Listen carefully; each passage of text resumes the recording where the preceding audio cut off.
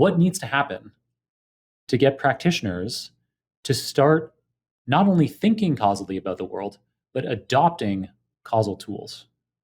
Yeah. So the dirty little secret is the causal tools are just prediction tools, or they're kind of post hoc design tools like matching and weighting. So there's a little bit of a bait and switch here. Like we say, you need to do causal stuff, and then we hand you tools that are just random forests, or BART is a prediction tool in some sense, right? It's a modeling tool. So where does the magic come in? The magic mostly comes in as a leap of faith. So, no, it's true. I don't want to it's not, there's no special tool that makes it all fine. Right. If someone tries to tell you that they've got like an assumption-free tool that's going to identify causal effects, and no, all the assumptions are not testable. So that's the depressing bit. So what is happening that's special about these tools? Well, mostly it's that you're making it clear that you're making predictions in that counterfactual world. So what's different about that? Yeah. Go on. So that's probably something we should talk about, counterfactuals. So you've mentioned that everyone in your family now talks about counterfactuals. But so what does that mean? What is a counterfactual? Oh, yeah. All right. So say you want to understand the, effect of a masking policy, right? Some schools had, the kids had to wear masks. Some schools, they didn't. What you would want to do ideally is to follow a school in time, or a set of schools where they had a masking policy, and then go back in time, do it all over again, right? Where they had a different policy, right? You want to see both of those worlds and playing out at exactly the same point in time with the exact same kids who came in with the same health issues, and the same things are happening at home in terms of what their families are doing, right? In terms of supporting them academically, in terms of whether they're going out into the community or not wearing masks, all the things, right? Whether they're vaccinated. We want everything to be the same except for that one policy. Right. That's the counterfactual world. It's literally like, to break down the word, it's so there is some factual reality that happened, and then the counterfactual is this fake world where that fact that factually happened didn't happen. That's the counterfactual. Okay, gotcha. Yeah, right.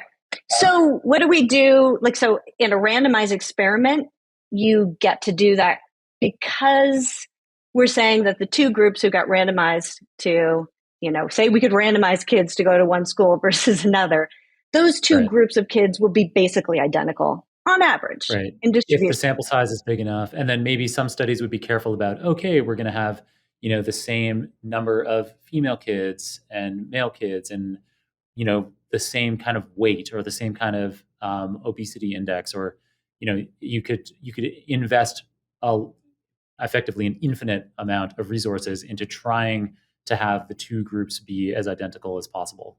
But for the most part, I think we just usually rely on the law of large numbers. It's a numbers game. Yeah, right. But the nice thing about the randomization is that you can randomize not only all those things, you can create balance across the two groups, not only in terms of all those things you just mentioned that you can measure, but all the things you can't measure, right? That's the beautiful part, right? So what you just talked about, I would call like a fancy randomized block design, that I'm going to create groups of people who look a lot alike and then randomize within that.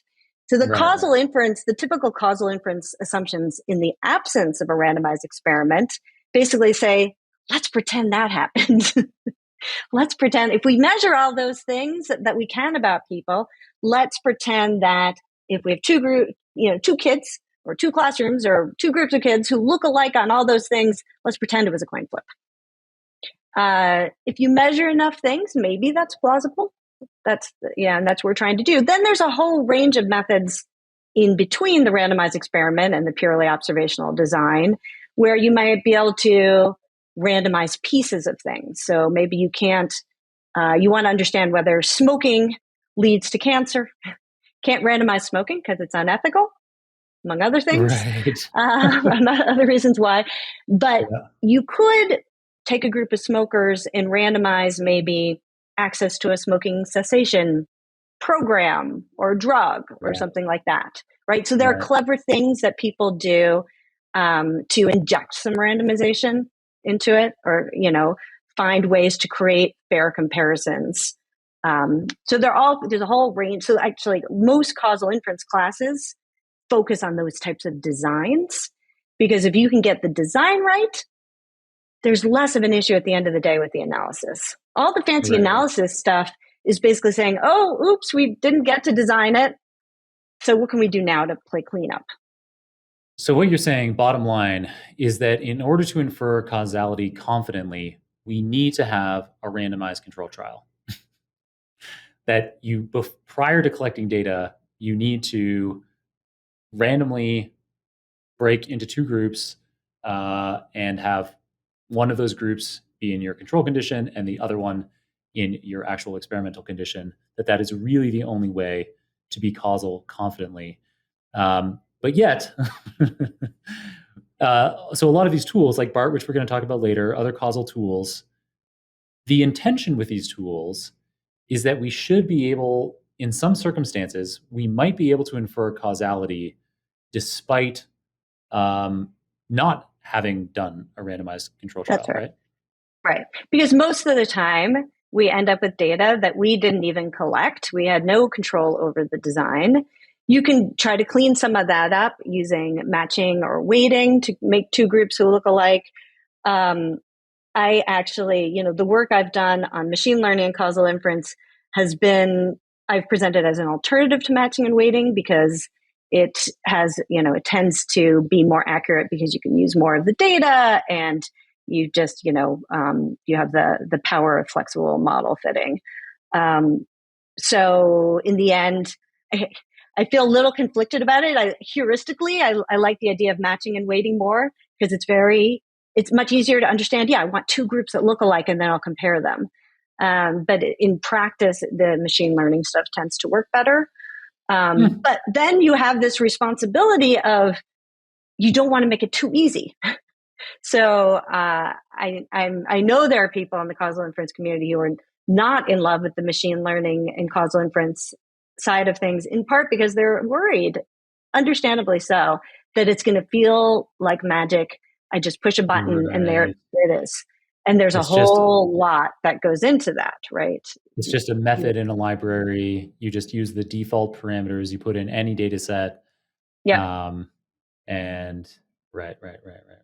I would just Go want ahead. my plug there is just that I think I don't want that part to be hard. Like, there's so many parts of this that are hard that I would rather researchers not spend a lot of time using something like propensity score matching, spending hours and hours and hours and hours trying to get good balance and making the groups look alike and investing and learning new software, when that's like not the important part in some sense. The important part is deeply engaging with the subject matter and researchers in the field and policymakers and understanding the assumptions and communicating it better.